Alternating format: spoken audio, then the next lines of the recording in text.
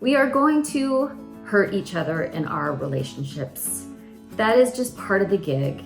And so repair is really, really important. But every once in a while, it can feel like you get stuck somewhere. One person hurt another person's feelings, and this person is struggling to move on, and this person can't wait to move on.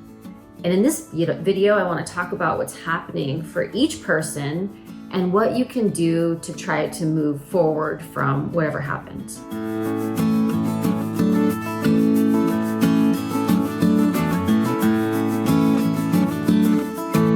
I'm Stacy Rocklein, and I'm on a mission to eradicate loneliness. So we have to face our conflict. If we do not do that, we will remain lonely in our relationships. And if we do it, we will be able to remain connected. And that's how we eradicate the loneliness in our lives. Let's go to what has happened and what hopefully would happen next. There have been hurt feelings. This person did a thing that hurt this person's feelings. Now, this is very black and white.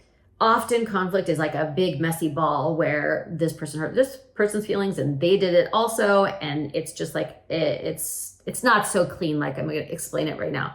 But for explanation purposes, let's just say it's like this. One person hurt another person. If you were in really healthy repair, what would happen is you would sit down together and talk about what happened. Everybody would explain themselves, make sure that all of our, everything's accurate. And then whoever's feelings were hurt would feel like there's space for them to share that their feelings are acknowledged by the other person. The person who did the harm would be apologizing and doing it really well. No justifications, no telling them they shouldn't have felt that way because they didn't mean it, but really just apologizing and making them feel seen, making them feel understood and heard. Then there would be a plan so that we wouldn't have to do this again. There would be a boundary, or maybe an edited boundary, or a promise to change behavior. So there's assurance that we're not gonna do this over and over and over. Like, that's the clean, perfect kind of repair. Doesn't always go that way, and you feel stuck. So if you're the person who did the harm, let's dig into your experience first. You can check in with yourself. Did you do all of the pieces that are needed for repair? I mean, honestly, not deluding yourself, but you sat down, you stayed as they shared. That can be hard to do. Some of us really want to run away from that situation. You listened. You acknowledged their feelings. You apologized in a really clean way. You promised to change your behavior or not do that action again that was harmful. Like, are all of those pieces present while you're still being true to yourself? When I say true to yourself, meaning that you're not going to do something outrageous that they're asking you to do that is you turning away from who you are. But we skip over some of these sometime. And so the first thing to ask is, did I do all of the things that needed to be done? If you've done that, then you can look over to their side of the street.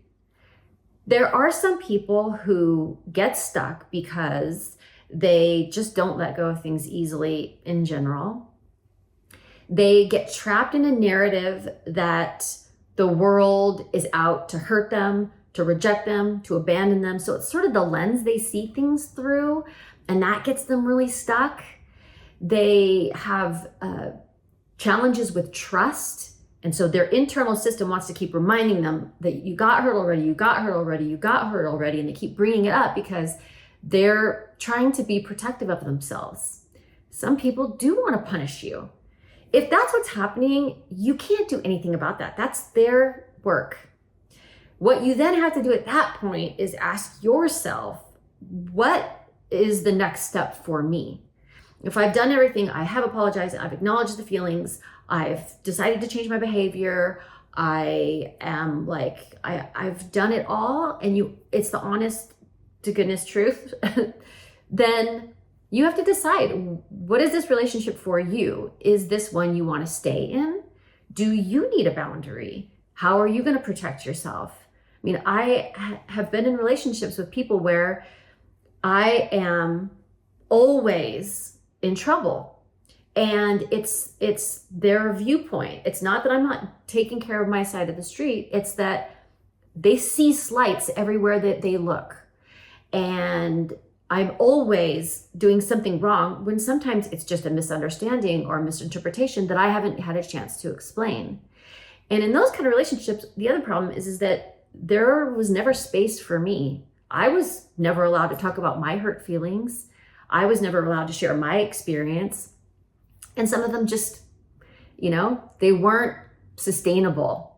I still have some in my life, and it's just not where I try to deepen my connections, because it's very difficult to do that for me with someone who has a little bit of a victim mentality, and then they're really just focusing on their own negative experience of life all the time.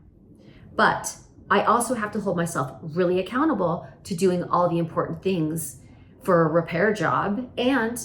But like a normal person, I don't always want to do it.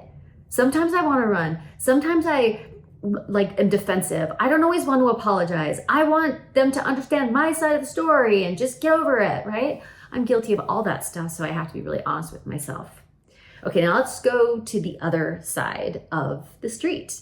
Here's the person whose feelings were hurt. And they should do the same thing.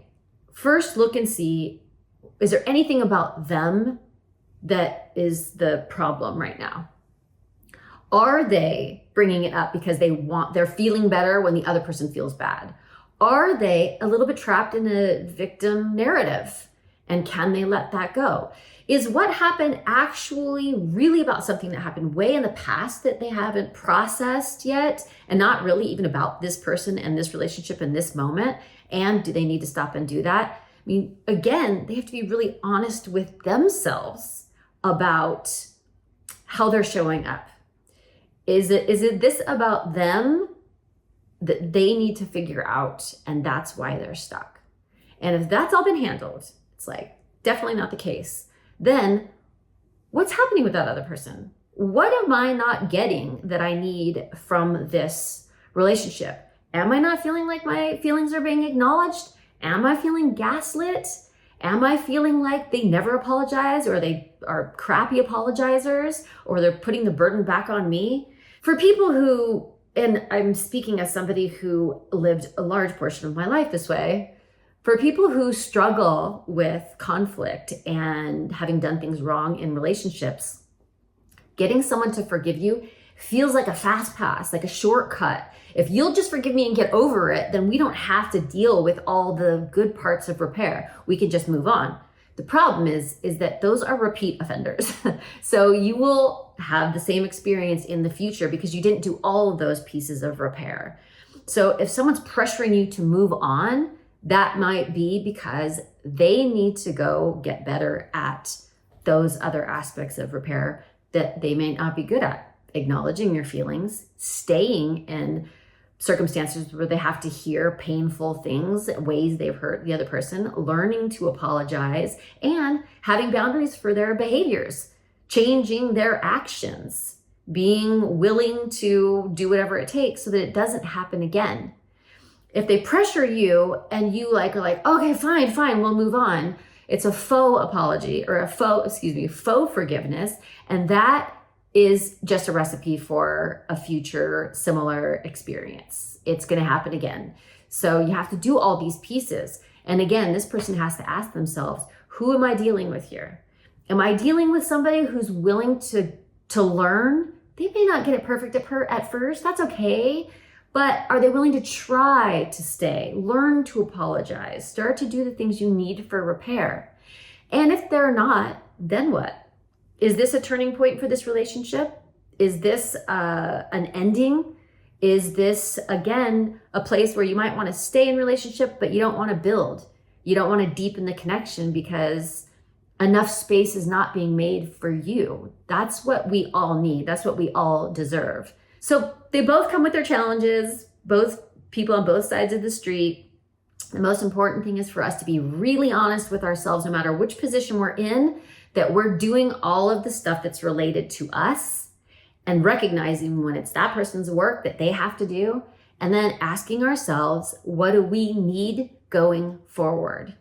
And what does that mean about this relationship? If you need a little help with boundaries, you can grab the boundary blueprint at the link I'm going to leave and get some tips for doing that. Lots of people struggle with it. That's very normal. So make sure you get a little help, and good luck, because there will be conflict in your future, and a good repair can actually bring you much closer together.